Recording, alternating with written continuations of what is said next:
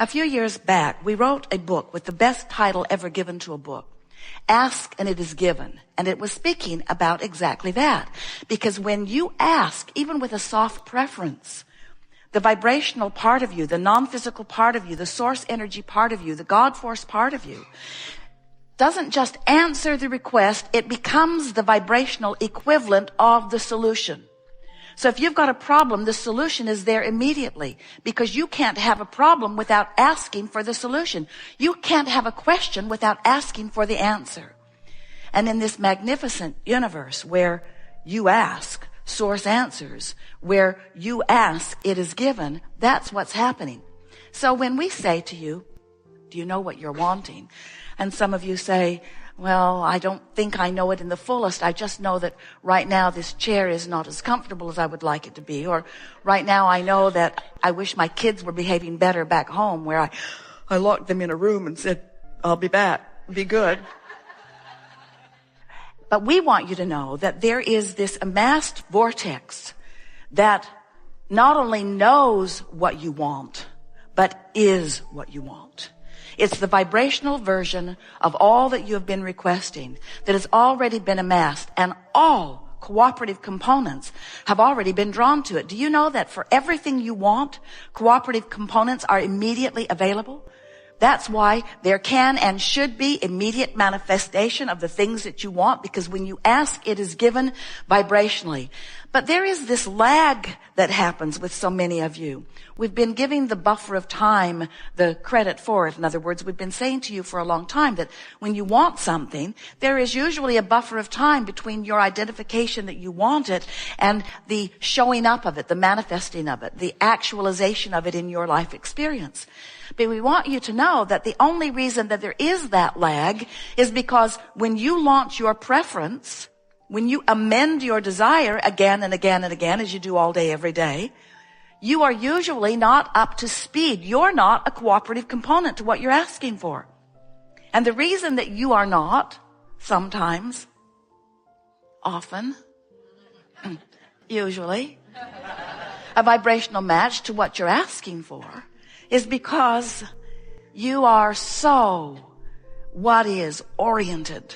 You're so deciphering the present manifestation. So when your present reality shows you something that you want, most of you are still so actively involved in explaining what's wrong with the present reality that you prevent yourself from being a cooperative component to what you are looking for. You know, a question has a vibration and an answer has a vibration. But the vibrational difference between the question and the answer is a big vibrational difference. A problem has a vibration. A solution has a vibration.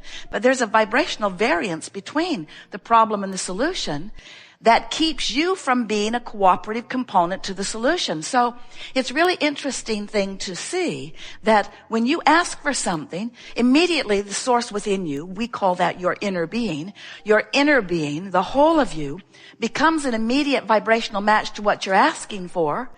And law of attraction gathers the cooperative components to it, so there is an immediate attraction of everything that you are asking for. But if you're still beating the drum of what is, I don't have enough money, I don't know what I'm going to do, I've never had enough money, I don't know hardly anybody who has enough money.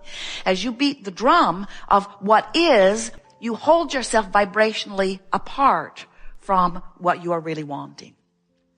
Now the best news in all of that is every time you do that, you can feel your vibrational discord. We enjoy knowing the physicalness of that which is you. You are so beautifully physical, which means you're really, really, really, really good at interpreting a reality through your physical senses. What you see is just an interpretation of vibration. What you hear is an interpretation of vibration. What you smell and taste and touch, just vibrational interpretations. But you, bless you, you make that reality, because I can see it and hear it and smell it and taste it and touch it. So that's real. And what's in the vortex, Abraham, dear friend, that vortex that you keep pointing at and telling us we should get in it, I have to tell you, we hear you say, I can't actually see or hear or smell or taste or touch anything over there. So I'm not so sure that that's a reality worth giving my attention to. And we say, that's what trips you up. Your reality that is so, you just like it so much. It calls you because you can see it and hear it and smell it and taste and touch it. So you want to see it and look at it and taste it and touch it and hear it. You want to give it your undivided attention. And we say, if you give your problem your undivided attention, you hold yourself apart from being a cooperative component to the solution. You say, but I can't see the solution, and let me tell you about the problem. I've had it for a long time. I've never liked it. It bothers me in this way, in this way, in this way, in this way. Others have it too. We have a meetup group online. And we say, if you keep keeping the problem active in your vibration, you see, that wasn't your plan. You planned to come as part of your consciousness into this physical body, explore, identify what you prefer, and as soon as you identify it, to give your undivided attention to that new preference. And when you do that, when life shows you what you want, and then you talk about what it is you want and why you want it, and you think about all the reasons that you would love to experience that, then you train yourself into vibrational compliance with the solution, and then law of attraction must bring it to you. It is law. But when you feel that you have to justify it, and we know how you got there. In other words, you came into this physical body and you looked to those other big people as the vortex through which your well-being came. And as they said to you, don't behave that way. You must cater to me. You must please me. And whether they said it right out loud or not, and plenty of them did, you caught on pretty quick that you needed to do things that would make you friendly in the community in which you were living. And so you began one who pleased those around you. When they frowned, you did something different. You always, not always, but especially in the beginning, you were trying to evoke a pleasing response from those who were outside of you, even those who were well-meaning, like your parents and those up close to you. But what happened in that is that you lost your sense of your relationship with your vortex. You lost your sense of your relationship with this larger part of you who has just now become more as a result of what you have been living. Are you following us at all? You were source energy before you came into this body. You came into this body where you now avidly explore details all day, every day. And when you know what you don't want, you know what you do want, and you send off that rocket, and the larger part of you becomes the equivalent of what you do want. So you, in your exploration of the variety, caused yourself vibrationally, the eternal part of you, the forever part of you, you caused that part of you to expand, to become more. And in the moment that you, through your exploration of variety, cause that larger part to become more, you now have the choice of keeping up with the expansion or not. When you keep up with the expansion, you feel happy, you feel sure, you feel frisky, you feel robust, you feel clear-minded, you feel healthy, you feel vital and alive, you feel full of fun, you have good timing. In other words, when you keep up with who you are, you feel wonderful. But if you are like so many humans who are exploring and launching rockets and exploring and launching rockets and exploring and launching rockets, but instead of turning to the solutions and anticipating the solutions or even hoping for the solutions, you're justifying the need for the solution by defining in greater detail the problem, then you've been letting the problem train your vibrational frequency. And we want, in this gathering, to show you how to let the vortex train your frequency, because it can. It wants to. It's calling you constantly. In fact, do you ever have negative emotion? If you ever have negative emotion, that means your vortex, your inner being, is calling you. You're just not going, not right now. You're holding out. You're focused upon something that makes you vibrationally resistant to the vortex that is calling you. It's sort of like you've got your feet dug in. You're sort of hanging on to where you are. And even though the vortex is calling you, you're not going. And the only reason you're not going is because you've got something active in your vibration that we call resistance that keeps you from being a match to the vortex who is calling you. It's sort of like, if you think of this realm that you live in and this realm that we live in as a vibrational realm rather than a physical manifested realm, it helps you to understand this more clearly. And there's plenty in your physical world that you accept as being vibrational. You can't set your radio dial on 6:30 a.m. and hear what's being broadcast on 98.7 FM. The frequencies have to line up. And the frequency of your vortex is a very high, pure, non-resistant frequency.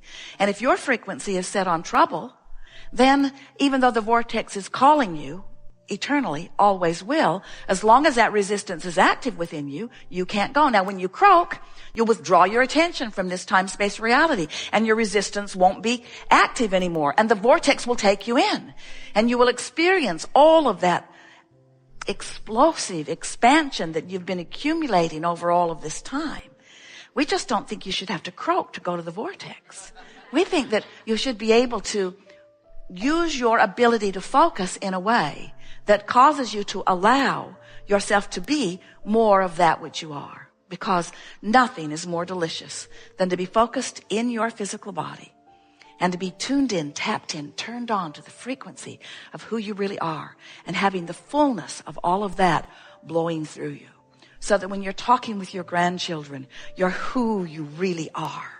You're loving them unconditionally and seeing their value and talent, you see. When you are tuned in to the frequency of who you are, then anyone that you visit with, you see them in the wholeness of who they are. That's been the secret of masters and healers from the beginning of time. They behold you as you really are, not as you may temporarily be being, as you are depriving yourself of being all that you really are because you're fussing over something, because you've got yourself convinced that reality is the most important thing. The reality that is manifested. The house you live in, the body, how your body looks, how your body feels, your bank account. You think that that is reality. And we say, it is a part of reality. Certainly it is. And we understand why you think it is reality, because you can see it and hear it and smell it and taste it and touch it.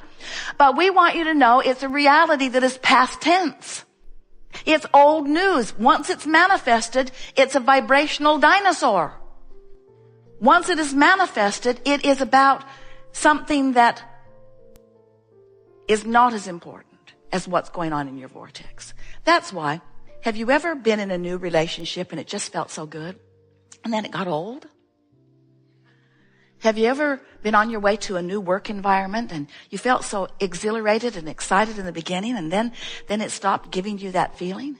As we watch you, and we've watched all of you, as we see humans in their fantastic exploration and expansion, we notice that the majority of the creation that you do as you create your empires and your relationships and the structures of your life, whether it is personal relationships or global relationships, whether it is monetary empires, whether it is subjects of understanding the philosophy of the world, as you are building these magnificent physical structures and creations, the majority of your work happens before you gather the first board or the first brick or the first computer or the first computer programmer.